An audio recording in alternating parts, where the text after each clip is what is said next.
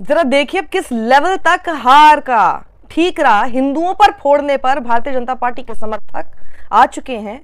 ये देखकर ही ना शर्म से डूब जाना चाहिए।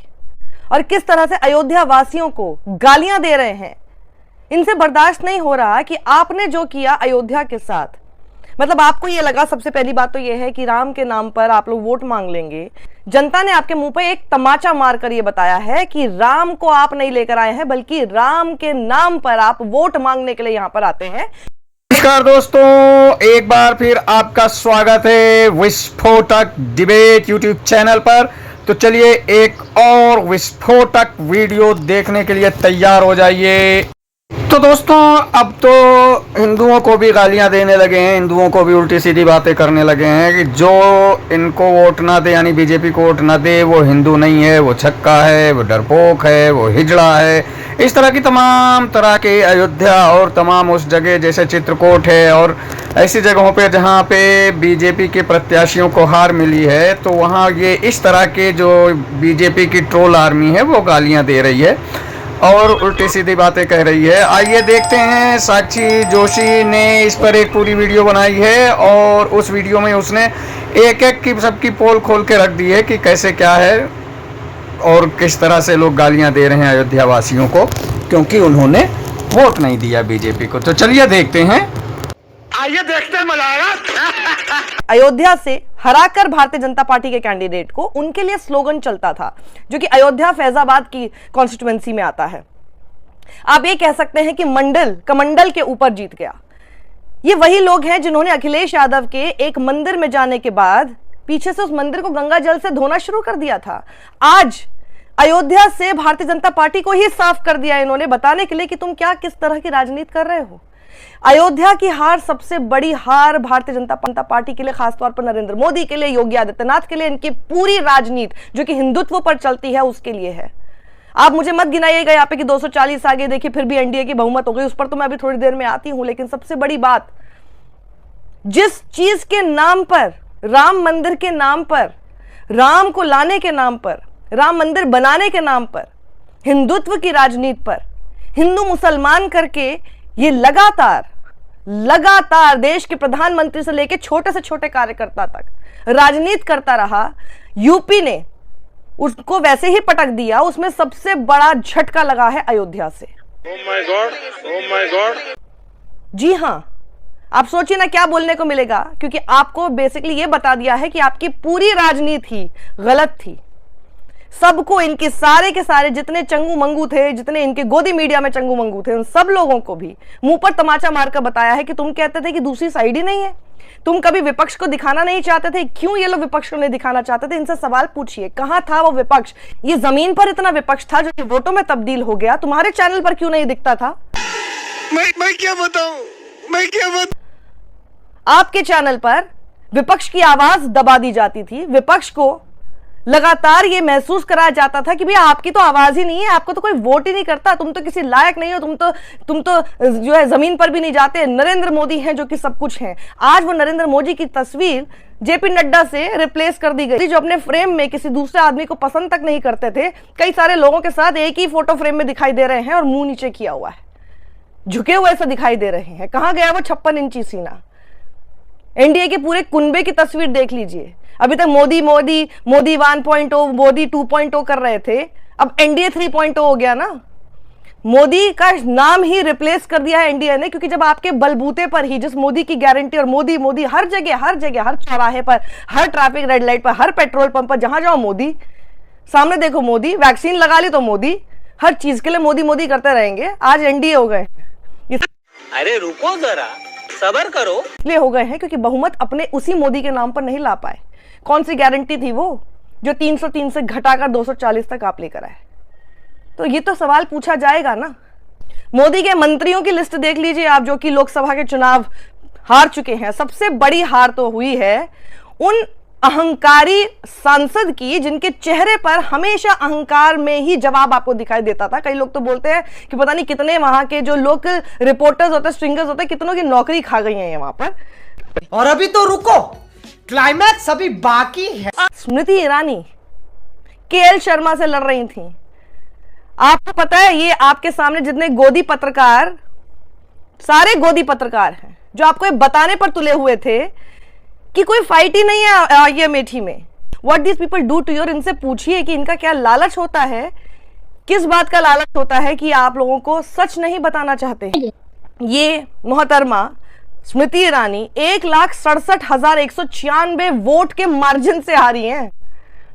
सोचिए, इससे डबल के मार्जिन से तो राहुल गांधी दोनों ही राज्यों में, केरल में और साथ ही यूपी में रायबरेली और साथ ही वायनाड की सीटों से जीत चुके हैं। जिस राहुल गांधी से इतना ऑब्सेस्ड है कि कहीं पर कुछ भी होगा, सोते जागते खाते पीते हर समय सिर्फ राहुल का नाम जपती थी।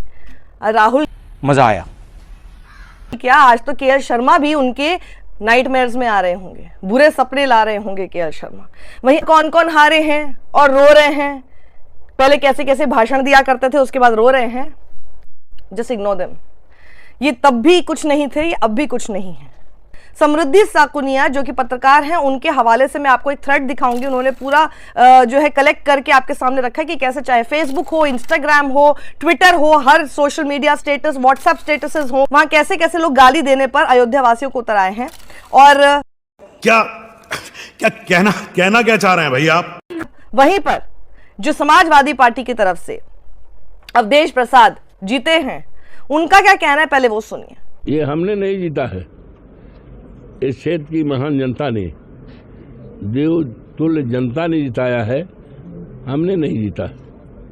टोटल देश में विश्व की भाजपा की कार्यशाला मानी जाने वाली अयोध्या को आपने विजय किया है। सब पोल पट्टी खुल गई।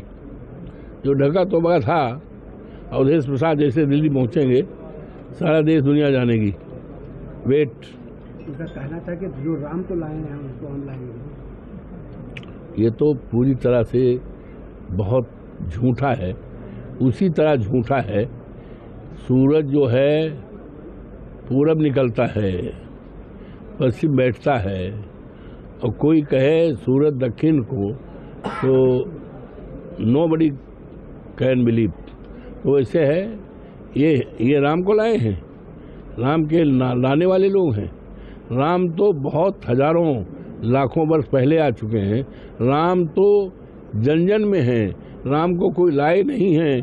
ये तो राम को लाने वाले नहीं हैं, राम के नाम पे व्यापार करने वाले लोग हैं। ये पोल पट्टी सब खुल गई, देश जान गया ये राम को लाए हैं। ये तो खुद राम बन रहे थे। क्या क्या प्रधानमंत्री जी सोच रहे थे, हम अवतार लिए हैं, हम अवतारी हैं। ये स्वयं राम बन रहे थे। ये तो ढोंगी लोग हैं। प्रधानमंत्री ने 3 बार लगातार अयोध्या का दौरा किया, कैसे देखा? प्रधानमंत्री जी 3 बार आए। प्रधानमंत्री खुद यहाँ से लड़ना चाहते थे, रोड शो भी किया, लेकिन तमाम रिपोर्ट जो इनको जाती है खुफिया, ये रिपोर्ट में गई कि विपक्ष का उम्मीदवार जो है जमीनी है, ईमानदार है, लोकप्रिय है, ये सीट सिक्योर नहीं है, इसलिए पैर इन्होंने पिछाड़ लिया। हमारा 85 साल को घर है, हैं?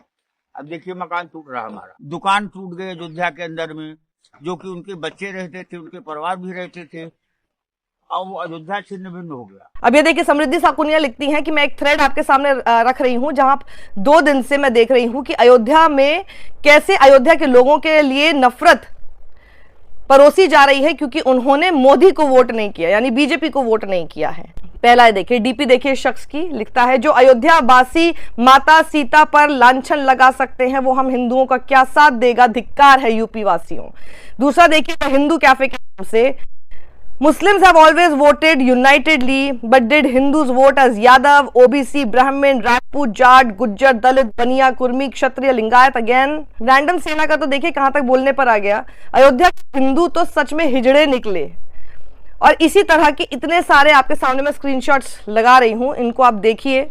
ये देखिए, इतिहास गवाह है, अयोध्या वासियों ने हमेशा अपने सच्चे राजा के साथ विश्वासघात ही किया है। Can you believe this? जो राम को लाए वो अयोध्या हार गए। और तो और उत्तर प्रदेश का हिंदू गद्दार और दोगला है, ऐसे हिंदुओं को मर जाना चाहिए या हिजड़े बनकर नाचना चाहिए। Can you beat the level of hate mongering? अपने ही लोगों के, जिनके नाम पर अभी तक वोट मिलता आ रहा था, 10 साल से वोट ले रहे हैं। लेकिन एक समय जब इंसान ने खड़े होकर कहा नहीं भैया मैं हिंदू हूं, मूर्ख नहीं हूं, मैं हिंदू होकर वोट नहीं करूंगा, मैं देखूंगा कि भैया आप क्या कर रहे हैं हमारे साथ, और उसका जवाब और उसका हिसाब आपसे मांग कर आऊंगा। तो देखिए, जिस तरह के शब्दों का इस्तेमाल अभी तक ये लोग मुसलमानों के लिए कर रहे थे, उन लोगों के लिए कर रहे थे, उनसे इनको नफरत आपको करानी थी, अब आपके लिए भी सेम शब्दों का इस्तेमाल करने लग गए। So now you have to think कि किसी के सगे ये नहीं है या आप नहीं थे, आप बताइए। समझ रहे हो? समझ रहे हो? समझ रहे हो ना? दोगला हिंदू, देखिए व्हाट्सएप स्टेटस उन्होंने लिखा है, कैसे कैसे लोग लिख रहे हैं।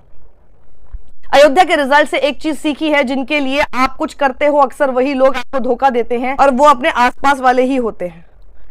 बाप रे, ये देखो, अच्छा हुआ रामायण में राम जी रावण से युद्ध करने के लिए बंदरों और भालुओं को ही ले गए थे। अगर अयोध्या वालों को ले जाते तो सोने की लंका में सोने के चक्कर में रावण से भी समझौता कर लेते। महंत राजू दास ये बात बोल रहे हैं। कौन है ये लोग?